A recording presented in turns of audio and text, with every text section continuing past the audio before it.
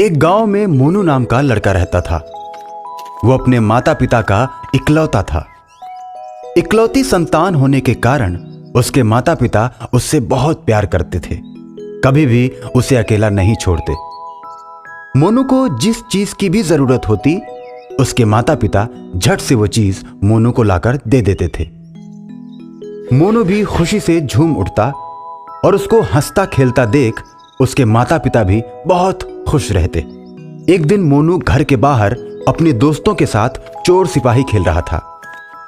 सभी बच्चे चोर बने हुए थे और मोनू सिपाही। मोनू के हाथ में एक डंडा था जिसे मोनू ने बंदूक की तरह पकड़ रखा था।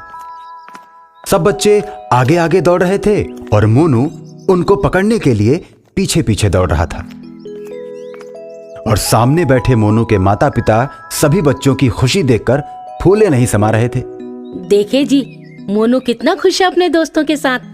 डंडे को ऐसे पकड़े हुए है जैसे बंदूक है।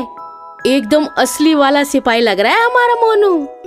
सही बोलती हो भगवान, हमारा बेटा बहुत ही होशियार है, कभी भी हमको तंग नहीं करता। हम इसे पुलिस अफसर ही बनाएंगे, ऐसे ही ये एक दिन असली चोरों को पकड़ेगा। सही कह रहे हो जी। जिस दिन मेरा मोनू पुलिस अफसर बन जाएगा उस दिन मेरा जीवन सफल हो जाएगा। अच्छा जी, मैं आपके लिए खाना लेकर आती हूँ। इतना कहकर मोनू की माँ मोनू के पापा के लिए खाना लेने चली जाती है। बेटा मोनू, आओ आकर खाना खा लो, भूख लग गई होगी। भूखे पेट नहीं खेलते। देखो बारिश भी शुरू होने वाली है। इतना सुनते ही मोनू तेजी से अपने पापा के पास आकर बैठ जाता है और खाने का इंतजार करने लगता है। फिर आसमान में बादल छाने लगते हैं। बिजली ऐसे कड़कने लगती है जैसे अभी गिर पड़ेगी। और उधर मोनू की माँ खाना लेकर आ ही रही होती है कि तभी बिजली जोर से कड़कती है और मोनू की माँ के ऊपर गिर जाती है। मोनू की माँ जोर से चिल्लाती है, हे भगवान बचाओ! इतना सुनते ही मोनू के पापा और मोनू दौड़ते हुए आंगन में पहुंचते हैं और देखते हैं कि मोनू की माँ गिरी हुई है। मोनू के पापा कमला को उठाते हैं लेकिन कमला नहीं उठती। बिजली के प्रभाव से कमला की मृत्यु हो जाती है। कमला के मरने के बाद रमेश उदास हो जाता है। फिर भी मोनू को खुश रखने की पूरी कोशिश करता है, लेकिन कमला की तरह मोनू की देखभाल नहीं कर पाता।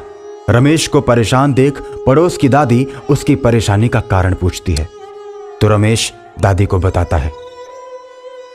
दादी, जब से कमला गई है थोड़ा सा बिखर गया हूं मैं। मुझे तो सबसे ज्यादा चिंता अपने मोनू की रहती है। इतना सुनते ही दादी रमेश से दूसरी शादी करने के लिए कहती है। बहुत सोचने के बाद मोनू के परवरिश की चिंता करके रमेश मान जाता है और शादी कर लेता है। मोनू अपनी नई मां को पाकर बहुत खुश होता है और मोनू की सौतेली मां भी उसे बहुत प्यार करती है। मां बेटे के इस आपसी प्यार को देखकर रमेश बहुत खुश होता है। हे भगवान, आज मैं बहुत प्रसन्न हूँ। आपने मेरी सारी परेशानियां दूर कर दी। मोनू को एक अच्छी माँ मिल गई। आज मैं बहुत प्रसन्न हूँ। एक दिन रमेश शीला और मोनू के साथ बैठे खाना खा रहा था। अरे सुनती हो, यहाँ तो हमारे पास ठीक ठाक जमीन है ही, जिससे हमारा गुजारा हो जाता है।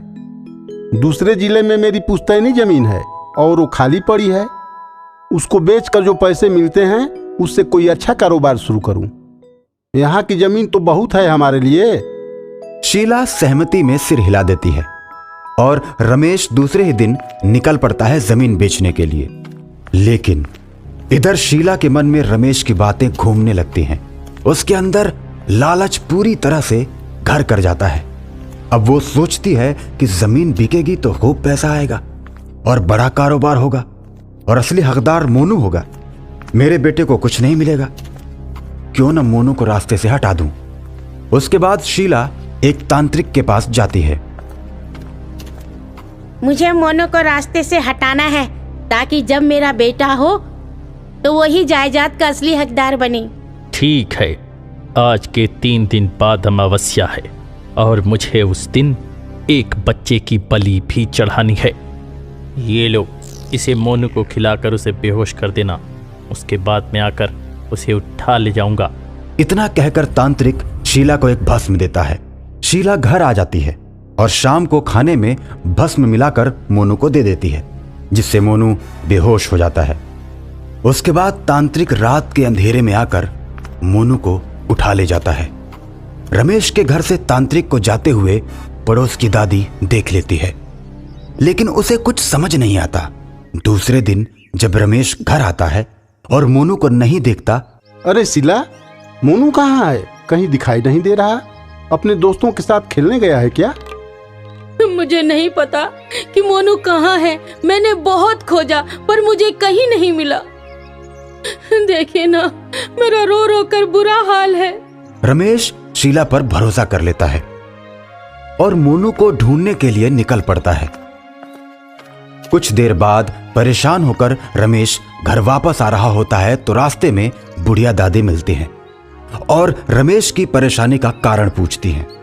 रमेश रोते हुए मोनू के लापता होने के बारे में बताता है। कल रात मैंने तुम्हारे घर से तांत्रिक को जाते हुए देखा था। कहीं ऐसा तो नहीं कि तांत्रिक ही तुम्हारे बेटे को उठाकर ले गया? दादी की बात सुनते ही वो तांत्रिक की गुफा की तरफ दौड़ पड़ता है। इधर दादी आकर गांव वालों को सारी बात बता देती है तो गांव के लोग भी तांत्रिक की गुफा की तरफ दौड़ते हुए जाने लगते हैं। रमेश तांत्रिक की गुफा में पहुंचता है तो देखता है कि तांत्रिक आंखें बंद करके ध्यान में बैठा है और मोनू बेहोश पड़ा हुआ है। इतना देखते ही रमेश दौड़कर मोनू को उठा लेता है। कहाँ ले जा रहा है इसे? आज रात मैं इसकी बलि चढ़ाऊंगा। तू छोड़ दे इसे, वरना इस गंडासे से तेरी ही बलि चढ़ा दूंगा। इतना कहकर तांत्रिक रमेश की तरफ गंडासा लेकर दौड़ पड़ता है, लेकिन तभी गांव के लोग गुफा के अंदर आ जाते हैं। सभी मिलकर तांत्रिक को पकड़ लेते हैं। क्यों लेकर आए मेरे बेटे को बलि चढ़ाने? बताओ बताओ, नहीं तो इसी गंडासे से तुम्हारी बलि चढ़ेगी। गांव वालों की भीड़ देखकर तांत्रिक डर जाता है और सब कुछ साफ साफ बता देता है। उसके बाद रमेश पुलिस को बुलाता है। गांव वालों की गवाही के आधार पर पुलिस पहले तांत्रिक को गिरफ्तार करती है, उसके बाद शीला को गिरफ्तार करती है। शीला बार बार अपनी करतूत की माफी मांगती है, लेकिन रमेश उसे माफ नहीं करता। इस तरह शीला को उसके किए की सजा मिल जाती है। रमेश बूढ़ी दादी को धन्यवाद देता है और मोनू के साथ खुशी से रहने लगता है।